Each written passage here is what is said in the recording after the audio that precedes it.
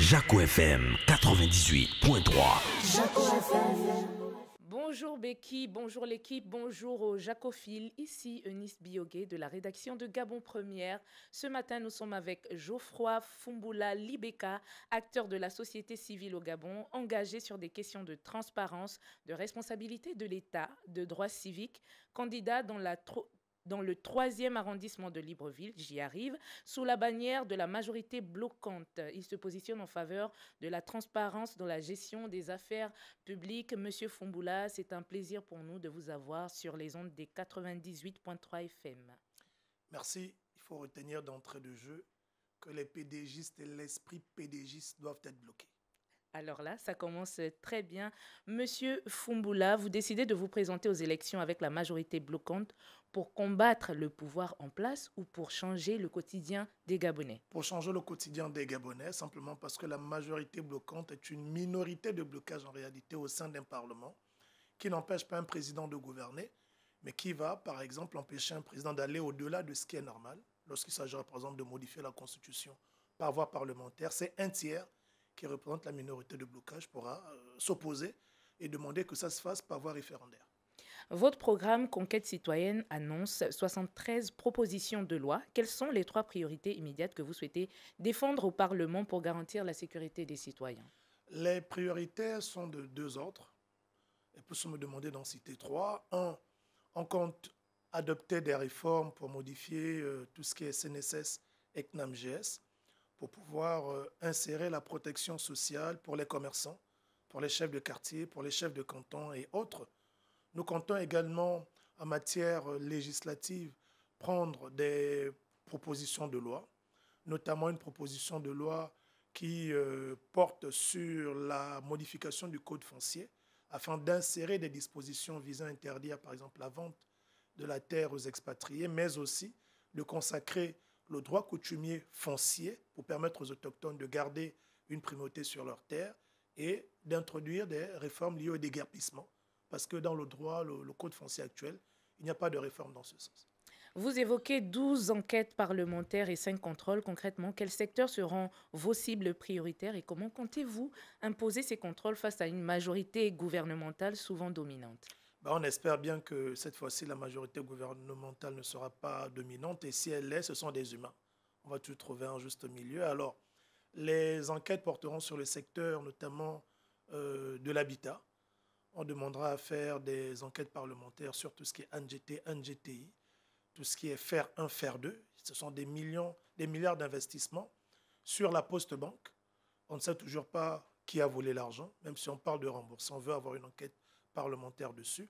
Dans le secteur de l'éducation, sur les financements liés notamment au projet PIS, au financement de l'APC, on veut en savoir davantage. Vous parlez de majorité citoyenne et de majorité bloquante. Comment comptez-vous transformer ce concept en une véritable force politique capable d'influencer les décisions nationales? Une force citoyenne surtout pour affirmer le nouveau caractère démocratique de notre démocratie, qui est dorénavant pluraliste et participative, en langage simple. Avant, la démocratie n'était gérée que par les politiciens de l'opposition et de la majorité. La nouvelle constitution permet aujourd'hui d'introduire un 3e acteur, qui est la société civile à travers la démocratie pluraliste et participative. Et on compte justement affirmer ce côté objectif des acteurs de la société civile au sein du Parlement et des autres institutions. Sur le plan local, vous proposez 22 programmes de développement pour transformer les villes. Quelles transformations visibles les populations doivent-elles espérer dans les 2 premières années de votre mandat? Vous savez que le peuple gabonais est très exigeant et très regardant. On va commencer par ce qui peut paraître le plus accessible. Nous nous battrons, si on a le contrôle de notre municipalité, à faire en sorte que les établissements primaires publics n'aient plus l'image que nous avons de ces établissements. À titre personnel, j'ai eu à rénover 2 établissements dans mon arrondissement, l'école publique de Kingélé, l'école publique de Bellevue 2, où à Bellevue 2, j'ai laissé une salle informatique de 30 ordinateurs, à Kingélé, une salle informatique de 12 ordinateurs, connexion Internet. Et c'est cette image que nous voulons donner prioritairement à tous les établissements publics de notre arrondissement. L'autre aspect, c'est de travailler à mettre en place une mutuelle santé pour notamment les commerçants et valoriser derrière également tout ce qui est activité commerciale. Et enfin, on a envie de restaurer la dignité des auxiliaires de proximité, notamment les chefs de quartier, en travaillant dans le sens de mettre en place des chefferies de quartier dans des arrondissements et dans des quartiers. La sécurité, c'est une question qui revient beaucoup et votre programme a un axe aussi là-dessus. Quelle est votre définition d'une ville sécurisée et quelles mesures concrètement permettront aux citoyens de ressentir ce changement? La ville sécurisée ne peut être atteinte qu'avec l'implication de tout le monde. Il est reproché à l'arrondissement, notre arrondissement, 3e arrondissement, d'abriter le plus grand nombre de quartiers sous-intégrés, les AKB et autres, nos taxes de bandits et autres. Mm. Et hier, par exemple, lors d'une causerie, je discutais avec des papas retraités qui sont des militaires pour voir comment mettre en place des petites polices citoyennes, mais aussi au niveau, par exemple, de ces quartiers à Kinguele, je suis en train de boucler un incubateur social. Il faut aider ces jeunes à se réinsérer, il faut les préparer, il faut les intéresser. Et je pense que s'ils sont occupés, ils seront moins disposés à poser des actes répréhensibles. Donc l'idée derrière, c'est une politique qui est axée sociale, qui est axée également éducation, qui est axée en entrepreneuriat pour occuper tous ces jeunes. Vous promettez 10 amendements à la loi de finances. Quelles priorités budgétaires souhaitez-vous réorienter pour mieux répondre aux besoins locaux et parlementaires? Alors le premier amendement à la loi de finances que nous souhaitons promouvoir sur les 10 est l'amendement en rapport avec les bourses d'études. Parce qu'aujourd'hui, il y a beaucoup de réflexions, beaucoup de débats qui visent à les diminuer, à les supprimer. On pense que ce n'est pas l'objectif, mais aussi à réorienter les bourses. Aujourd'hui, beaucoup de bourses sont accordées pour l'enseignement général. On a envie de réverser la clé, de façon à ce que ce soit plus l'enseignement technique, l'enseignement professionnel qui puissent en bénéficier, parce qu'on a besoin plus aujourd'hui de techniciens que de théoriciens et autres. Ça, c'est l'un des amendements que l'on compte apporter. L'autre amendement que l'on compte apporter, c'est une véritable séparation au niveau des affectations, des budgets par rapport aux différentes institutions. Pouvoir exécutif, pouvoir législatif, pouvoir judiciaire. Il faut créer cette véritable autonomie en permettant à chaque pouvoir, dès la rentrée budgétaire annuelle, d'avoir ses crédits. Or, aujourd'hui, tous les budgets sont au niveau d'un seul compte qui est celui du Trésor. Et quelquefois, vous retrouvez avec des institutions qui n'ont pas de financement. Parce que, bon, l'exécutif a ses priorités, mais les priorités de l'exécutif ne peuvent pas être au-dessus également des priorités des autres pouvoirs législatifs et judiciaires. Alors, sur Jaco FM, nous donnons la possibilité aux jacophiles, donc nos auditeurs, de pouvoir vous poser une question. Et nous avons la question de Leila Ngoma qui demande comment le citoyen ordinaire peut-il participer et peser dans ce projet au-delà du vote pour que la majorité citoyenne devienne réellement la sienne. Peser commence d'abord par s'approprier le projet qui est disponible sur notre site internet www.lamajoritéblocante.com. Comprendre effectivement la vision qui est la nôtre à travers les propositions de loi que l'on porte, les 73, les 13 amendements, les 13 enquêtes parlementaires, les 5 contrôles parlementaires et les 10 amendements que l'on porte, mais aussi les 23 projets pour les collectivités locales que nous portons. Il faut que le citoyen se sente impliqué. Et c'est pour cela, par exemple, qu'au niveau du conseil municipal, lorsqu'on prendra la mairie de Libreville et des arrondissements, nous allons, parce que le conseil municipal est le gouvernement en fait de l'arrondissement. Vous allez voir, Eunice, peu importe la zone où vous n'avez jamais lu un communiqué du conseil municipal. Non. Jamais. Nous, on veut rendre cela accessible.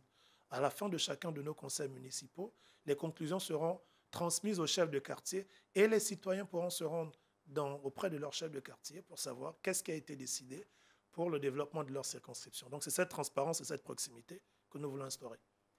Beaucoup de citoyens doutent encore de l'efficacité des programmes, hein. On est habitué au blablatage. Comment comptez-vous convaincre que Conquête citoyenne ne restera pas une ambition théorique? On n'a pas besoin de convaincre parce que heureusement que notre histoire ne démarre pas aujourd'hui. Nous avons commencé à nous battre pour nos compatriotes sans occuper des fonctions. Vous nous avez suivis sur la crise Covid. Vous nous avez suivis, moi singulièrement, ma première requête à la Cour, c'était contre, à l'époque, le ministre Mapangou à cause de l'augmentation des droits universitaires, parti de 9 000 à 35 000, 50 000 et 75 000. Donc c'est pour vous dire en fait qu'on a un engagement citoyen qui est prononcé et qui logiquement n'a plus besoin d'être démontré. C'est une garantie pour ce que nous comptons faire et la constance que nous comptons maintenir. Monsieur Fumboula, je ne vous laisserai pas partir sans cette question concernant les finances. Vous avez évoqué plusieurs projets qui sont intéressants. Où est-ce que vous allez trouver les finances et comment garantissez-vous la transparence et la gestion de ces finances-là? Mais la transparence, c'est par rapport à la rigueur du parlementaire. C'est à nous d'être assez rigoureux en n'hésitant pas à interpeller les membres du gouvernement comme nous le permet la Constitution, nous permet la loi. Ça, c'est ce que j'ai commencé à faire. Vous m'avez suivi à travers 1001 questions aux membres du gouvernement. L'autre côté également, c'est d'avoir un budget qui est assez réaliste. Parce qu'on a suffisamment de ressources dans notre pays. Mais voyez-vous, ce sont des ressources qui sont de part et d'autre. Et puis l'autre côté également, c'est d'affirmer la rigueur par rapport à la gestion. On ne peut pas comprendre que beaucoup de personnes détournent des fonds. Ces personnes sont connues, mais continuent à occuper des fonctions. Et beaucoup sont en train, là, de briguer le mandat de parlementaire, pas parce qu'elles sont à la recherche de l'argent, elles en ont suffisamment, ce qu'ils ont eu à détourner, mais parce que ces personnes recherchent l'immunité parlementaire pour être à l'abri de toute forme de poursuite judiciaire. Donc il faut qu'on donne des exemples. Quand quelqu'un a volé, la personne doit répondre. Pas que la personne vole, ensuite on va prendre la personne, la nommer ailleurs, ainsi de suite. Ce n'est pas le bon exemple à montrer. Et ces personnes devraient rembourser? Elles devraient rembourser. Rendez-vous compte que j'avais interpellé le ministre de la Justice. On a près de 4 000 milliards de débats. C'est-à-dire les débats, ce sont les condamnations à la Cour des comptes. Mais comment comprendre qu'on a 4 000 milliards d'argent volé et qu'on ne fasse pas l'effort d'envoyer ces personnes qui ont été jugées en prison? Elles se baladent, 4 000 milliards, comme donc, ça. C'est avec cet argent que l'on doit récupérer que vous allez pouvoir mettre en place. C'est une partie, et puis l'autre partie, comme on disait, toutes les réformes que nous allons introduire vont permettre de créer effectivement des ressources nouvelles dans le budget de l'État et des collectivités locales. Monsieur Foumbula, tous les Gabonais vous écoutent et précisément ceux du 3e arrondissement. Un message pour eux avant de nous laisser? Le seul message, c'est de demander à nos compatriotes de voter tous les candidats de la majorité bloquante. Nous avons 19 aux législatives pour pouvoir créer un groupe parlementaire. Nous avons 18 listes locales pour pouvoir à la fin avoir au moins une dizaine de sénateurs et créer un groupe parlementaire au niveau du Sénat. Et puis nous voulons prendre le contrôle des mairies de Libreville, Port-Gentil, Gamba, Lambaréné, où nous avons positionné des listes. Merci, Monsieur Geoffroy Foumbula, d'avoir répondu aux questions de Jaco FM. Bonne campagne. Je vous en prie et n'oubliez pas, les PDGistes et l'esprit PDG doivent être bloqués. Jaco FM 98.3. Jaco FM.